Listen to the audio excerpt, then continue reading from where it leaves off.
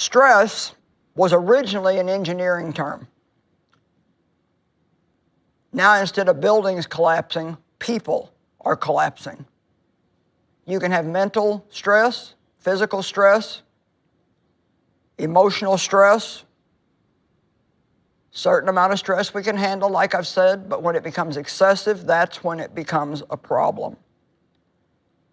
Being upset puts stress on your body. Worrying puts stress on your body. Being angry and full of unforgiveness puts stress on your body. But you know what? Luke 10:19 tells us that God has given us authority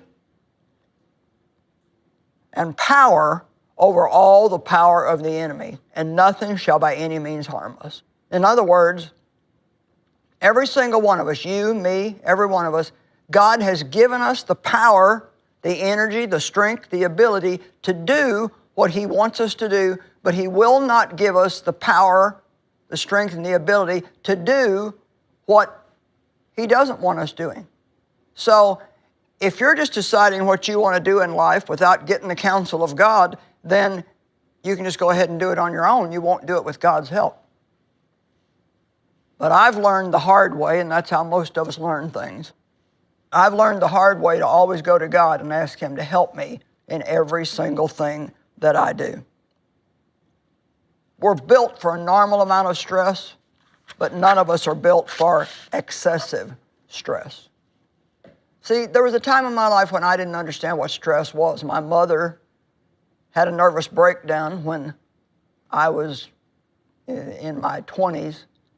And for 2 years, she took shock treatments and just had all kinds of problems. She never really was the same after that. She was a sweet woman, but she just, all the extra stress in her life from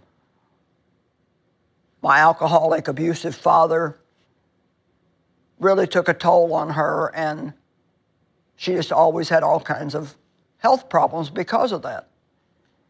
But because she had had a nervous breakdown, anytime anybody mentioned the word stress to me, I would go to the doctor not feeling good, and they would say, well, it's just stress. And that would make me so mad because I felt like they were telling me that I couldn't handle life, and I was strong. I was a strong woman of God, and I could handle whatever I needed to handle.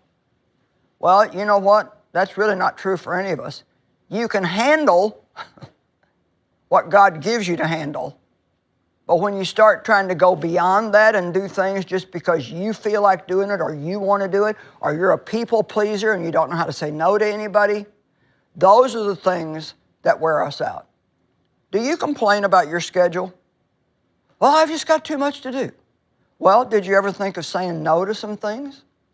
I was crabbing about my schedule one time with the Lord. No sane person could be expected to do all that I do. The Lord whispered in my heart and said, you make your schedule. If you don't like it, change it. And see, that's true. If you don't like all the things that you've taken on in life, then start asking yourself if you really need to do all of them. In all probability, you're doing a lot of things because other people want you to, or just because it's what you've always done, and maybe God got finished with it a long time ago and you're still doing it. Ask yourself not just what you're doing, but why you're doing what you're doing. And anything that's not being done with the right motive, cut it out of your life. We always feel like we have to do all these things, but there's a lot of things we don't have to do if we really don't want to. My question today is not, do you have stress? Everybody has stress. My question is are you managing the stress in your life? When it becomes excessive, are you cutting some things out of your life?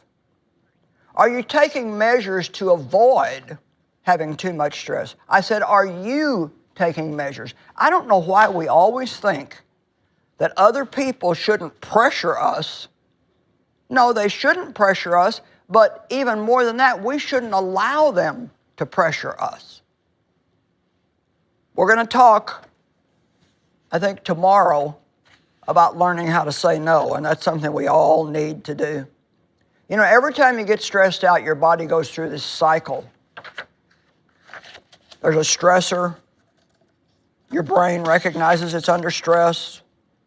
It says something to your pituitary gland. That affects your blood pressure. It affects your adrenal glands. Then your body releases cortisol and cortisone. Then adrenaline is released, and your body just goes through this cycle of stuff. Well, you know, it's kind of like a rubber band. I got a nice new rubber band here. If I just, you know, I can stretch it and it goes back, stretch it and it goes back, stretch it and it goes back. Well, you know, that's what happens to our body. We can stress it, get a good night's rest, and it goes back. You can stretch it, get a good night's rest, and it goes back. You can really stress it, and something breaks. Well, you know what we do a lot of times? We tie a knot in it and just keep going. Well, have you ever had a rubber band that had so many knots in it that you couldn't even tell what it was anymore? I wonder how many knots you have in you. Oh, I've got this big knot in the back of my neck. Oh, I've got this knot here in my shoulder. I don't know what that's from. Well, you know what it's from? It's from doing this all the time.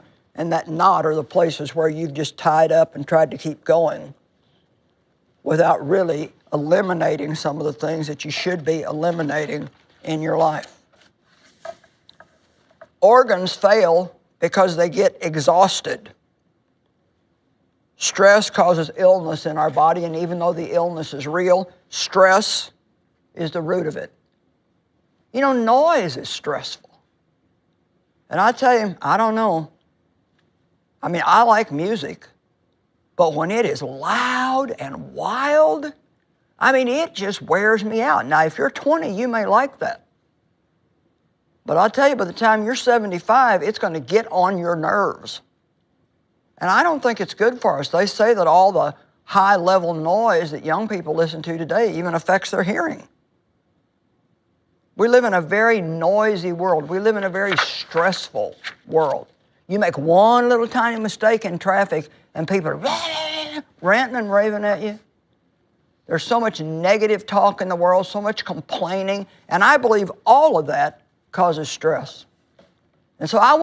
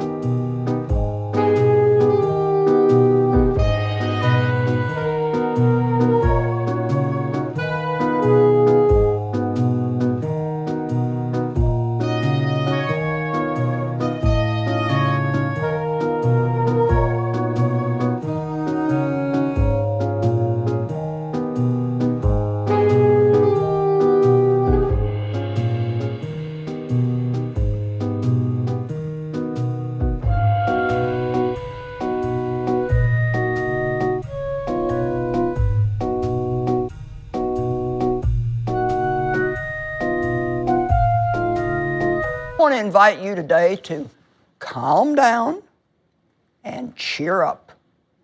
I think that I can prove biblically that that's the answer to most of our problems. John 14:27, Jesus said, "Peace I leave with you. My peace I give to you.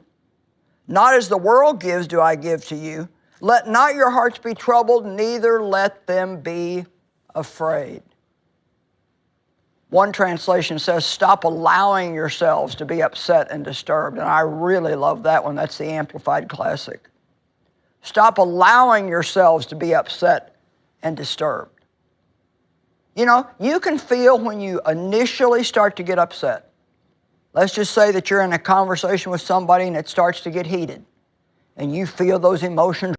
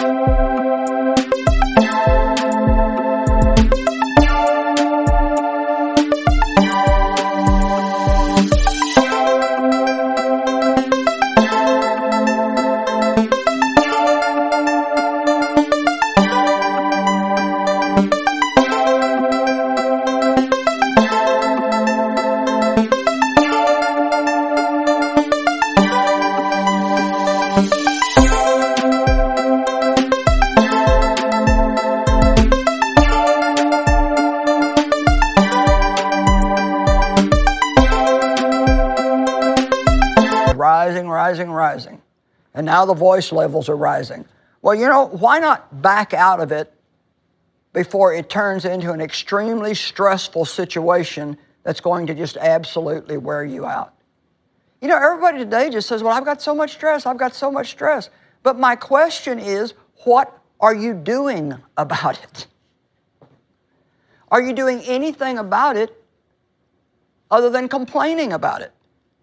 Any one of us can look at our life, and you could write down everything you do for a week and go back and look at the things that you did that you really didn't need to do, and I can tell you, it would relieve a lot of stress out of your life. If you're exhausted, perhaps it's because Jesus is not being exalted